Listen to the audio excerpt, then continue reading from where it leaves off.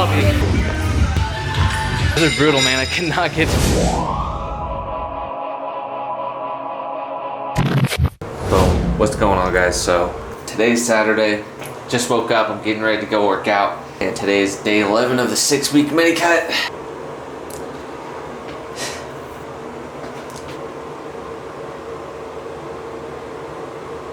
Yeah, weight's not really going down that much, but I do feel leaner, a little tighter. I'm gonna go hit a workout now, and I'll take you guys with me.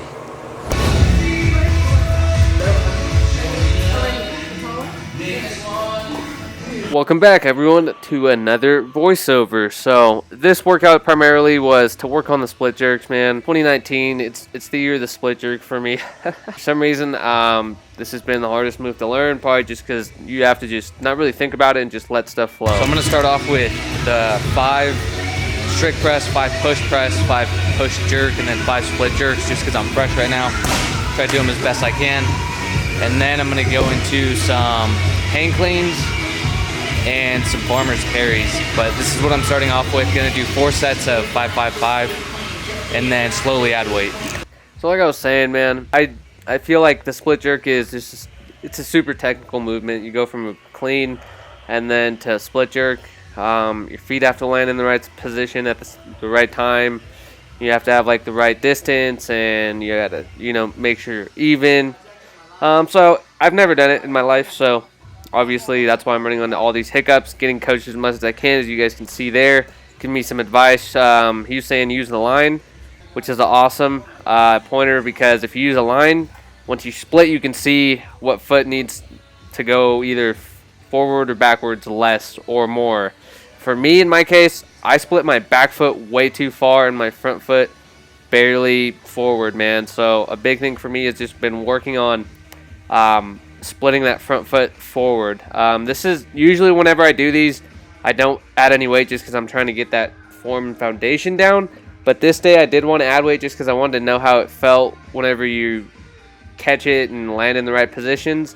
Looking back at this footage though, man, it's been great because I can tell what I need to do. I know what I'm doing wrong, and now it's just a matter of implementing it. Especially the different angles, man, that definitely helps out a lot. So if you're out there lifting, it's always good to film yourself, not just for the gram, man, but for just improvement overall, because you can break it down in slow motion and kind of see where you're messing up or what you're doing good, and the areas that you need to improve on. But the push jerks here, I think I did 5 push press, 5 push jerk, and then 5 split jerks for like 3 or 4 sets. The push jerks though, I'm still feeling robotish, like I'm feeling very stiff. Don't really know how to do them yet, but they're getting better. They definitely feel better with the weight. As you saw there, that split jerk there, again, see, back foot goes way back, front foot barely goes forward. I got a new coaching tip this last weekend when I did them. So I'll definitely be showing you guys that in a later video. But every split jerk for me pretty much looks the same, and it's the same thing that I'm doing wrong every time. Right when you think you get the hang of those, man, they're just sloppy.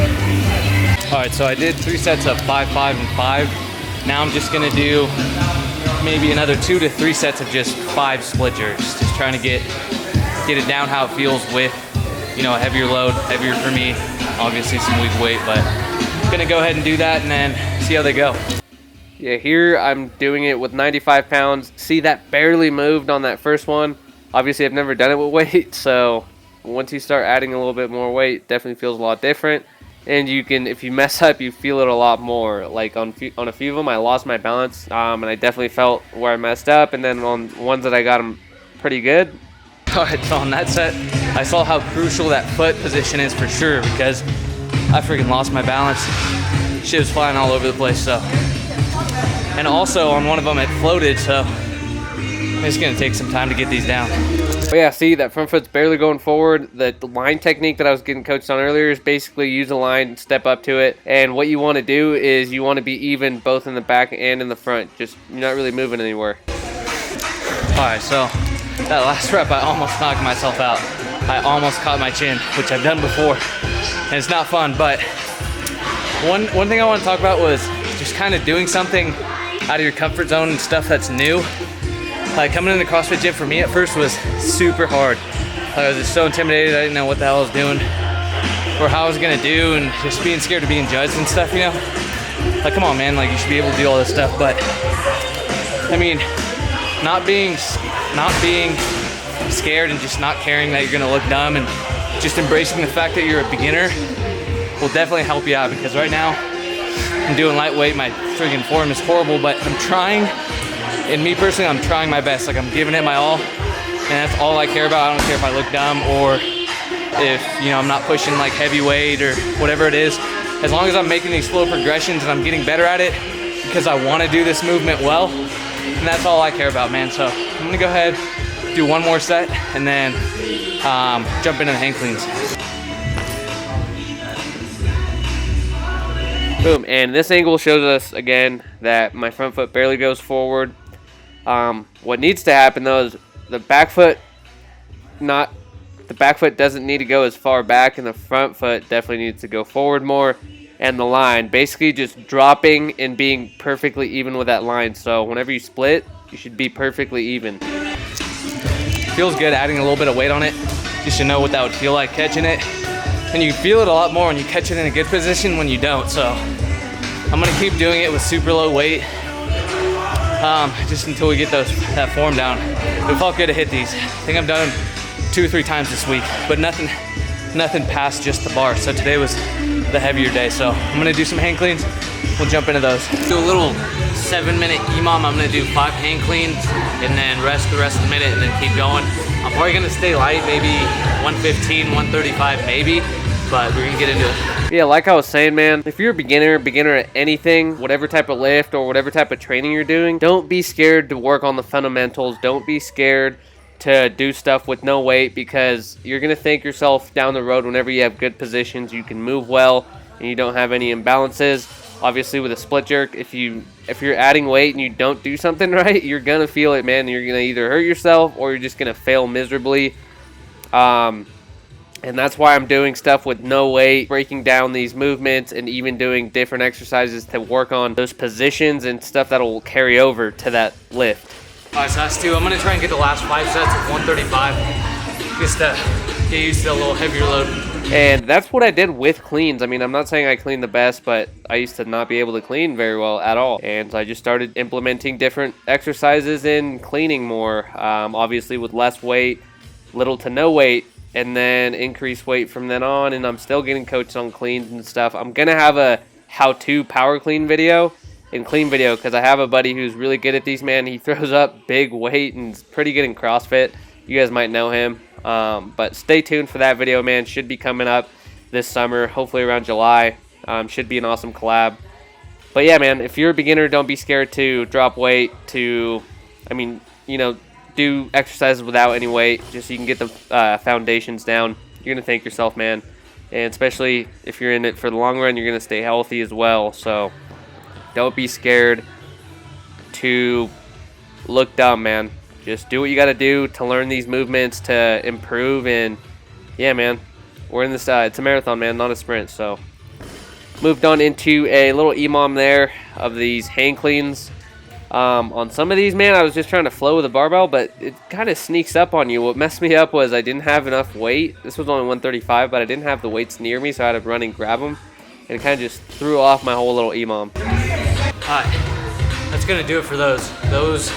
So on those, I messed up and didn't have my weight ready on one of them, so it messed up the whole thing. But I just started doing 1-minute rest in between rounds. But that was 7. That last set, I always make it an emphasis to just try to, do it my best. Last set, best set mentality. So wrap these up. I'm gonna go ahead and do some core work now. So I'm gonna do some heavy kettlebell carries, and then I'm gonna get into some core work, but let's do it. Okay, man, so then I moved on into some farmer's carries. I did 2 different ways. One with a suitcase front rack, as you can see there. Just clean it up and do a farmer's carry. What I did was I went down and back. I'm not sure how far it is, but it's a good amount. It's a good distance. Down and back, and at the end, pause for 5 seconds. So I went down, paused for 5 seconds, turned around and came back, and I did 3 reps per arm. So down and back 1, and then that's 1 for that arm. I love throwing farmer's carries into my workouts, man. I do like to do them at least once a week, at least, man. I started doing them last August, actually like last June 2018. So I'm gonna do 3 rounds of one just in the farmer's carry position, one in the front rack position. I'm gonna do 3 each arm, and then I'm gonna do just 3 reps of just normal farmer's carries. All right, so those were with 53 pounds in each arm. I'm gonna go ahead and do just regular farmer's carries with 70 pounds in each arm. I'm gonna do 3 rounds of this. So like I said, I started doing them last June, and they've helped out tremendously with core strength, ability, and they've just carried on over into all these other lifts, man. Farmer's carries are awesome. You can do them so many different ways. All right, so I'm gonna do that, 30 seconds rest in between, and then go again. I'm gonna do 3 rounds of this, and then I'm gonna do some core work. Don't forget the main reason for farmer's carries, man. Who wants to take multiple trips to their car when hauling groceries inside, man? Not me, man. One grocery haul trip is it. That's all I'm doing. No, but on a serious note, they're awesome. A lot of core strength, works on your grip strength, forearms will blow up a little bit. They're just fun movement overall, and you definitely feel it in your core. All right, so I'm gonna do 4 sets of 15 on those, and then I'm gonna go ahead and do some leg lifts with the bar. So check it out. Then I moved on into some core work, did some GHD sit-ups along with these leg raises with the bar, kind of mimicking the toes to bar. I didn't toes to bar, a pretty intensive toes to bar workout earlier that week. I decided to just switch it up, do something a little different. These are awesome, man. They're tough. They get your abs burning. Pair that with like a GHD sit-up or just a sit-up or some weighted sit-up, and you got a good combo, man. Those GHDs, I hadn't done them since that first video you guys saw with my buddy Josh. Decided to just hop on this again. Good little combo, man. Freaking gets your core burning for sure. And your quads, man. By the end of these, man, I couldn't wait to get the heck off that GHD. That thing was freaking, it was a burner for sure. And then these leg raises, man, good core exercises. Give them a go. Throw them in at the end of your workout as like a little finisher. You'll be glad you did. And builds up that core strength, man. Help out with those other lifts. That's going to do it for this commentary. I hope you guys enjoyed. Don't forget to like, comment, share, and subscribe. And stick around for, these upcoming videos, man. PhDs, I don't ever really do them. And all I can think of is they're just like a decline sit-up, but just way gnarlier. So one thing Josh, who you saw in one of the past videos, was just keep your legs tight whenever you get to the top. So like flex your quads, help you get up there. And then on these leg raises with a bar, they're kind of like a toe to bar almost. I already did toes to bars earlier this week, so that's why I'm doing those. And those feel good on the lower abs as well. So if you pair these two, pretty good combo.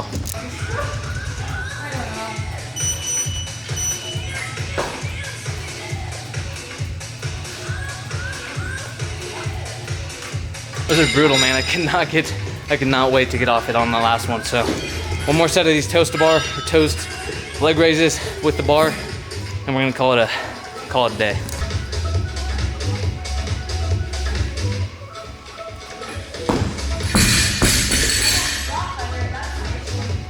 So that's gonna be it for the workout.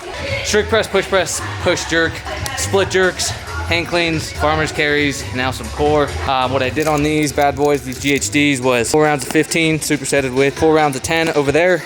The leg raises, just remember to keep that core tight, engage the whole time, lock out your arms. I would set up like a normal bench, get your scap retracted in place on the ground, hold the bar steady there, and then the goal is to lift your feet all the way up to the bar, and lifting the bottom portion of your lower back up, so you really get the lower abs involved. By the end of it, you're gonna be feeling it. Those are pretty tough. So overall, it's a good workout. Came in here, did what I was gonna do, and tomorrow's gonna be a pump day, but overall today's workout was good. I'm gonna go home, have a post-workout meal, do some work, and I got work tonight. Hopefully it's not another late night, because I'm gonna be hangry as like I was yesterday. By the end of it, man, everything was pissing me off just because I hadn't eaten in such a long time. I was so hungry, and the meal I had was actually kind of big, and all the water I drank, man, I went to bed super full, so it was uncomfortable, man. I need to just be eating more frequently throughout the day.